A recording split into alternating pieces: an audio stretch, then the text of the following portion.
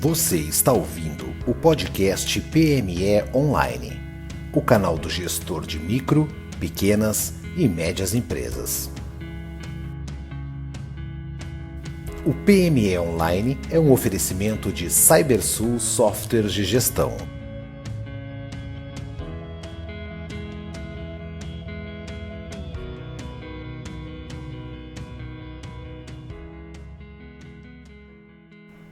Olá, bem-vindo ao PME Online. Meu nome é Michael Valera, administrador da plataforma, site e podcast.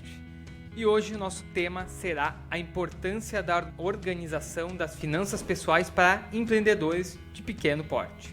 Para conversar sobre esse tema, eu tenho o prazer de receber o Carlos Terceiro. O Carlos, ele é fundador da Mobius e ele já está na linha comigo. Tudo bom, Carlos? Tudo bom, Michael? Tudo bom? Boa noite a todos o pessoal que está escutando esse podcast. Show de bola. Já começa apresentando para nós qual é o negócio da Mobius, como é que surgiu, qual é que é a solução hoje que a Mobius fornece para o mercado. Então, a Mobius ela surgiu em 2014 como empresa, né? Mas a própria história do Mobius está muito ligada à minha história pessoal. Eu aprendi a programar muito cedo e tinha uma paixão por finanças pessoais e organização financeira. Então, à medida que eu fui progredindo na minha carreira, né, e comprei meu primeiro smartphone, aprendi a programar para aplicativos mobile. O meu primeiro smartphone era um Android, e a primeira ideia que deu na minha cabeça foi justamente criar um aplicativo para substituir as minhas planilhas, né, de controle e planejamento financeiro. E foi aí que surgiu a primeira versão do que hoje é a Mobius, chamado Gerenciador Financeiro. Para minha surpresa, era uma necessidade, uma dor de muitas pessoas, né, de conseguir ali saber exatamente como elas gastavam o seu próprio dinheiro. E começou os primeiros clientes, os primeiros usuários, a plataforma foi crescendo, até que surgiu a empresa Mobius, né, focada em gestão financeira pessoal, e acumulamos 7 anos aí de bastante crescimento, e hoje somos uma das principais plataformas que oferece esse tipo de solução, principalmente focado em pessoas físicas. Teu negócio está sediado onde hoje? Hoje nós ficamos em Fortaleza, no Ceará. Legal, então tu já falou um pouco que essa necessidade pessoal te fez aí ter essa vontade de empreender. Mas a gente sabe que também no Brasil a gente tem um déficit grande de educação financeira, né? É uma matéria praticamente ignorada no ensino básico, no ensino médio, e a gente pode dizer que esse é um problema de grandes... É motivo de grandes problemas do empreendedor já depois na sua maturidade, né? Em que pesou esse aspecto social nesse empreendimento de vocês? Então, como eu até comentei, na minha adolescência ali me surgiu muito o interesse por finanças pessoais, uma coisa meio que natural. Então eu acho que é muito mais de quem eu sou de verdade. Então eu tive acesso a conteúdo de educação financeira, né, boas literaturas, muito cedo, e eu vi como ter educação financeira conseguia de fato melhorar, me fez ter uma vida muito acertada em termos de decisões financeiras, não cair no endividamento e etc. E isso foi um dos grandes motivadores de eu empreender com esse propósito, né, de transformar a vida financeira das pessoas.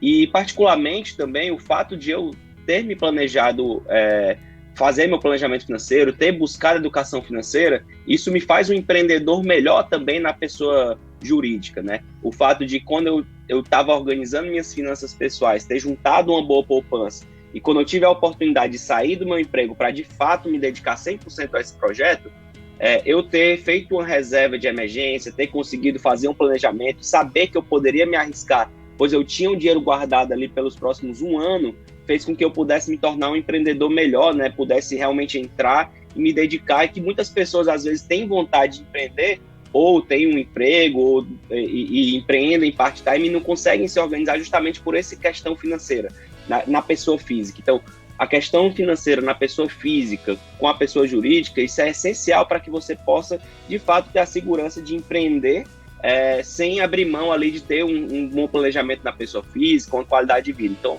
tem vários conceitos que eu acho que a gente vai falar um pouco aqui hoje, mas que foram muito importantes na minha trajetória, e eu sei que era importante na trajetória de todo mundo que está nesse caminho aí de pequenas empresas, começando a empreender.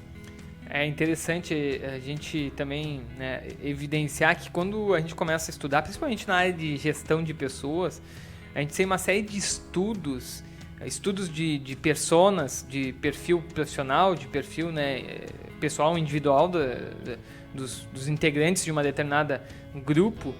A gente observa que aqueles perfis que são empreendedores, normalmente eles não têm habilidades com planejamento, com organização financeira, são características quase contraditórias, né? Esse perfil empreendedor com o perfil de planejador financeiro, né? Mas é interessante esse teu depoimento, que é uma coisa que já estava instintivamente em ti desde o início desse projeto, né? Mas falando um pouquinho mais sobre os usuários hoje desse aplicativo, vocês têm algum mapeamento de qual é o perfil do usuário desse planejador financeiro? São jovens, são mais maduros, são homens, são mulheres? Como é que tu consegue mapear isso? Hoje o nosso cliente ele é espalhado em todo o Brasil. A maior parte está entre a faixa etária de 24 a 45 anos, mas nós temos clientes mais novos e também mais velhos, mas em torno de 70% fica entre 24 a 45 anos, mais ou menos. São bastante adeptos à tecnologia, né, já que nossa plataforma ela é totalmente tecnológica, né, através de aplicativos, e o nosso sistema também pelo computador, tudo sincronizado. São pessoas que são economicamente ativas, né, tem bastante gente autônoma também que utiliza ali para organizar e separar o que é finanças pessoais das finanças do negócio, mas normalmente é uma pessoa que tem uma renda, né, a gente faz uma pergunta que, assim que a pessoa começa a utilizar o aplicativo, qual o principal objetivo dela no momento, né? A gente separa em 4, que é sair das dívidas, começar a economizar, começar a investir ou otimizar os seus investimentos. E a grande parte se concentra nas 2 primeiras opções, né? De sair das dívidas e começar a economizar. Mostrando que muitas pessoas percebem que a falta de poupar, a falta de ter dinheiro guardado, a falta de investir, o dinheiro está muito mais ligado à organização, de fato, a um bom planejamento, a uma falta de educação financeira, do que, de fato, a renda, né? E isso é muito perceptível quando você vê pessoas que, independente da renda, estão nessa mesma situação. Então, você vai ter pessoas que vão ganhar, às vezes, 3 vezes mais, mas que se encontram no balanço ou negativo, ou, às vezes, no máximo zerado. Então, não conseguem poupar. E aí, quando elas se encontram com essa dor, que, de fato, elas procuram ali uma solução, ou por indicação, né? A gente tem boa parte da nossa base vem por indicação de outros usuários, como também com buscas ativas por soluções como a nossa, né? Legal. E vamos lá, antes de fazer talvez a pergunta a pergunta central aqui do nosso bate-papo, eu queria compartilhar 2 números que foram publicados pelo Sebrae agora no mês de junho de 2021, que são bastante preocupantes, mas explicam grande parte desse cenário, desse contexto de déficit na educação financeira da sociedade, especialmente, né, no Brasil e, enfim, ligado aos pequenos negócios. O Sebrae apontou que 3 em cada 10 MEIs, microempreendedor individual, fecham as portas em até 5 anos de atividade no Brasil. A pesquisa Sobrevivência de Empresas revela que microempreendedores individuais têm a menor taxa de sobrevivência entre os pequenos negócios, que é apenas de 29%. Um outro número interessante, ele diz que para 22% a falta de capital de giro foi primordial para o fechamento dos negócios. Olha o que a gente está falando, né? Parece que às vezes parece uma coisa óbvia, né? O empreendedor tem que se preparar com capital de giro, todo mundo sabe disso, né? Mas na prática ainda é um problema para grande parte desses empreendedores, né? Desse percentual aqui, ainda só para finalizar, 34% dos entrevistados acreditam que ter acesso a crédito poderia ter evitado o fechamento da empresa. Mas de novo a gente volta para a questão planejamento, né? Depois fica um pouco... Às vezes é tarde para descobrir, né, o que faltou, né? E o planejamento às vezes pode evitar alguns desses percalços aí. Então vamos para a pergunta central, né, Carlos? Você acredita que a organização nas finanças pessoais, na vida pessoal, individual, de uma pessoa que se dispõe a empreender num pequeno negócio, ela vai, de alguma forma, facilitar ou ajudar a essa pessoa a gerir o seu pequeno negócio e alcançar o sucesso? há conexão entre a organização das finanças pessoais e o sucesso no negócio, dentro de um pequeno negócio? Não, com certeza, acredito que sim. Inclusive, pegando aqui um gancho com a pesquisa e o que foi comentado, né, em relação à mortalidade das empresas, eu comparo, né, essas pessoas que falam que acabam colocando como a falta do dinheiro, falta do crédito, né, como principal problema, a um iceberg, né? Então, a pontinha do iceberg é a falta do dinheiro. E por trás você tem todo aquilo que está escondido, né? Que são vários outros efeitos. A falta de planejamento, a falta de organização, às vezes a falta de precificação do produto. Então você vai ter vários outros ingredientes que causaram uma má gestão do capital de giro necessário, uma má gestão do próprio capital da empresa que ela precisava para poder fazer o negócio crescer no ritmo correto e sustentável. E aí, é claro que o que fica mais evidente é a falta do dinheiro, a falta do crédito, que na maioria das vezes não resolveria o problema se não tivesse atacado realmente as causas raízes do problema de fato, né? Em relação à parte da organização financeira pessoal e como ela impacta no negócio, para mim, sempre quando me perguntam, né, sobre qual a principal dica aí para o empreendedor, é realmente conseguir não só gerir bem as finanças da empresa, mas principalmente separar o que é as finanças pessoais com as finanças da empresa. Como o próprio nome já diz, né, são duas pessoas, né? Existe uma pessoa jurídica e existe uma pessoa física. Então, Carlos, eu atuo como uma pessoa jurídica com o chapéu de sócio-diretor da Mobius. Mas Carlos, atuo como pessoa física, como Carlos, pai da minha família, que tem que suprir as necessidades de casa, do meu filho, da minha esposa, das nossas necessidades de lazer. E quando você mistura essas duas coisas, que são duas pessoas diferentes, provavelmente você vai ter problemas. E eu sei que é desafiador, então falar assim às vezes parece muito fácil, mas é um processo, não é uma coisa da noite para o dia. Então, e principalmente nessa fase do microempreendedor individual, também do autônomo, na fase que você está começando o negócio, as coisas elas ficam muito misturadas, né? Você, enfim, vem as necessidades, vem as contas, às vezes a conta de casa é o mesmo lugar onde você usa para trabalhar, então como é que você separa isso?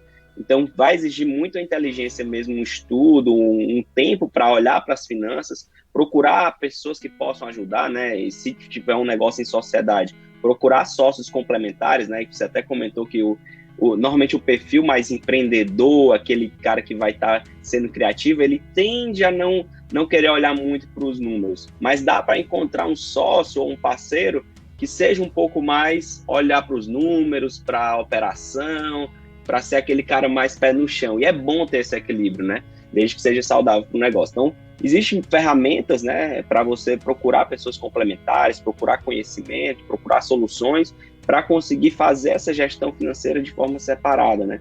E aí existem várias técnicas para você conseguir fazer isso, né? Definindo um valor fixo que seja saudável para o negócio, para você viver na pessoa física e evitar ao máximo ficar fazendo retiradas variáveis, vamos dizer assim, né? Uma maneira de você definir isso é conseguir fazer um estudo dos últimos 12 meses para poder definir ali uma média para caso você tenha um mês muito melhor, que acontece muito sazonalidade em microempreendedor, empresas pequenas, quando você tiver um excesso, você guardar para talvez quando tiver um mês ruim, isso não impactar justamente o capital de giro, o dinheiro guardado, o caixa, onde de fato você está numa situação ruim, né? Então acho que um dos principais erros que eu vejo do empreendedor, e principalmente do empreendedor que está começando, ele às vezes se empolgar demais. A empresa começou um mês, está bem, outro mês está bem, chega um mês ela teve um resultado 3 vezes maior e ele já acha que pode ter um salário 3 vezes maior. E aí no mês seguinte que você não se preparou, o faturamento caiu e você não aproveitou aquele mês bom para se tornar uma reserva ali para o próprio negócio. Então o conceito de ter uma reserva financeira na pessoa física, ele também serve para o negócio. Você tem uma reserva financeira, um caixa, para que você possa conseguir trabalhar, investir no próprio negócio e conseguir administrar bem e ter segurança. E na parte mais do dia a dia, da emoção, do emocional, né, do seu lado emocional, não tem coisa melhor do que você conseguir empreender de forma organizada, tendo suas finanças, um bom planejamento financeiro na pessoa física, para que você, na pessoa jurídica, possa dar seu melhor, possa empreender, possa estar motivado para fazer o negócio crescer, né? Essas seriam minhas dicas em relação a como você otimizar, de fato, as finanças, tanto na vida pessoal, como no negócio, e como um impacta o outro. Eu costumo dizer que o grande problema de tu misturar as finanças pessoais e dos negócios ou profissionais é que no momento que começar a dar prejuízo, vai ser bem difícil tu mapear se quem deu prejuízo foi a pessoa física ou a jurídica. E aí muito mais difícil tu criar um plano de ação, tu criar medidas, né, medidas de resolução desse prejuízo, né? Mas muito interessante. Eu quero me encaminhar para o final, mas eu queria antes te perguntar sobre a estrutura de startup, desses inúmeros negócios, né, que começaram a partir de normalmente meios acadêmicos, né, de iniciativas individuais de empreendedorismo, e que eu observo que se diferenciam bastante, especialmente no início, na alavancagem, nessa questão de investimento, né?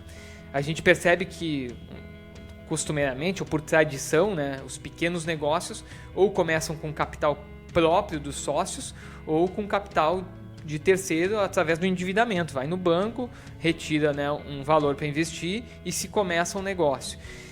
A startup tem outros meios de fazer isso, né, de atrair investidores, atrair agentes para ajudar financeiramente e, obviamente, participar do sucesso do negócio, né? Tu pode falar um pouco como foi no teu negócio e como é que tu observa hoje em dia esse movimento? Até também a gente contextualizando um pouco de pandemia, a pandemia afastou os investidores desse nicho ou aproximou, trouxe mais gente para participar desses projetos embrionários? Muito bacana, assim, a nossa trajetória, como a gente começou em 2014, e a gente até curiosamente nascemos com um modelo diferente, assim, de outras startups que nascem só com a ideia, sem muito definição do modelo de negócios, que é comum no mercado, né? Você ter métricas, mas não necessariamente ter um modelo de negócios, que é como você vai ganhar dinheiro, para depois pensar nisso mais na frente.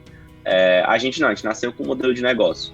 E até pelo ambiente de 2014, quando a gente começou, não ser um ambiente que estava tão maduro como está hoje na questão de investidores de risco, né?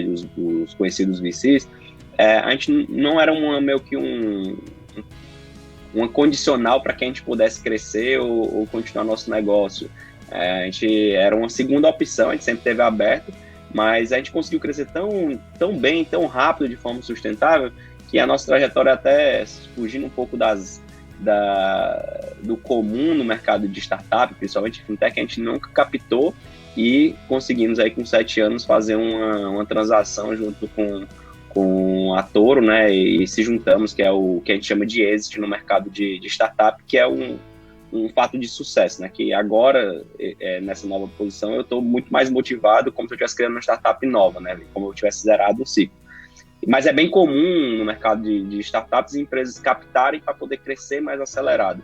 E aí é interessante porque responder essa pergunta, ela está muito ligada ao tema que a gente está falando aqui, que é o planejamento financeiro, organização financeira da empresa e do negócio.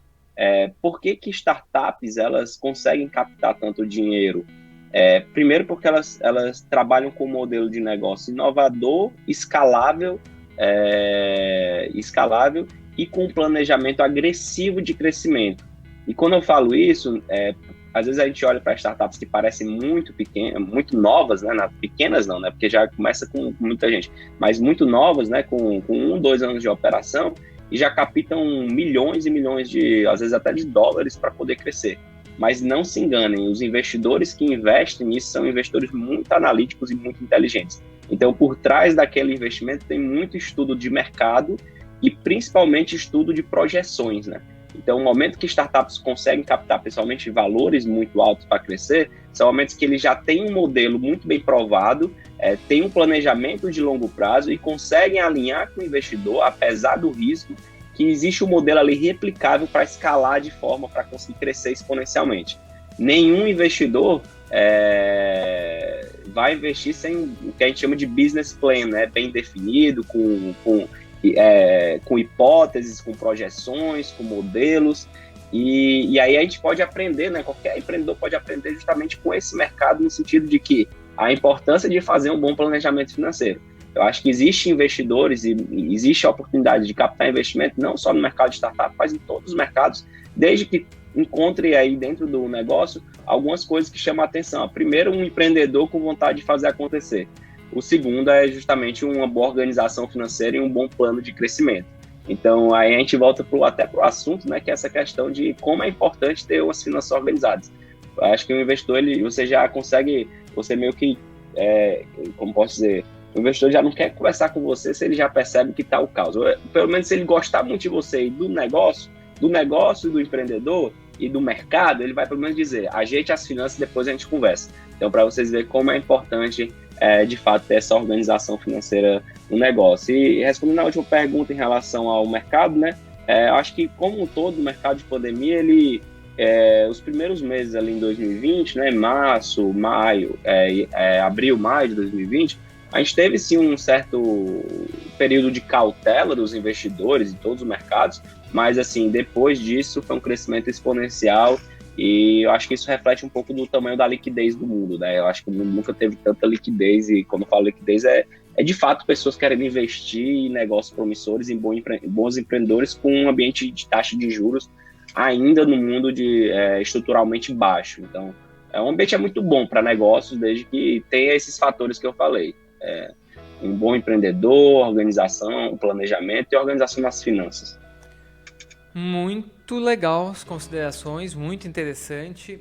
E eu quero já agradecer tua presença e perguntar para quem está ouvindo o podcast e agora decidiu, vou organizar as finanças. Como é que faz, então, para chegar no aplicativo de vocês? Bacana. Então é muito fácil encontrar o nosso aplicativo. Basta você procurar Mobius. Escreve da maneira que você achar que você vai encontrar a nossa solução. Então procura lá Mobius com Mobilis, você vai encontrar. Também se você procurar muito sobre controle financeiro pessoal, aplicativos de controle financeiro pessoal, provavelmente você vai encontrar ali o nosso nome no meio dessas listas, provavelmente bem posicionado.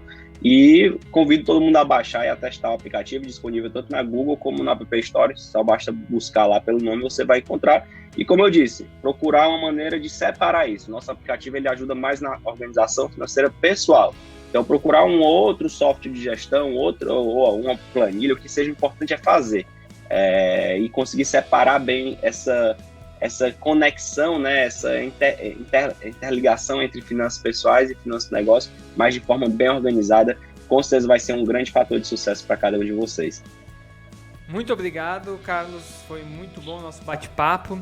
Eu quero deixar o convite para todos acessarem o site pmeonline.com.br, lá vocês vão encontrar artigos exclusivos e link para as nossas outras conversas, para os outros episódios do podcast. Um grande abraço e até a próxima. Você ouviu mais um programa PME Online. Visite o site para ter acesso a conteúdos exclusivos.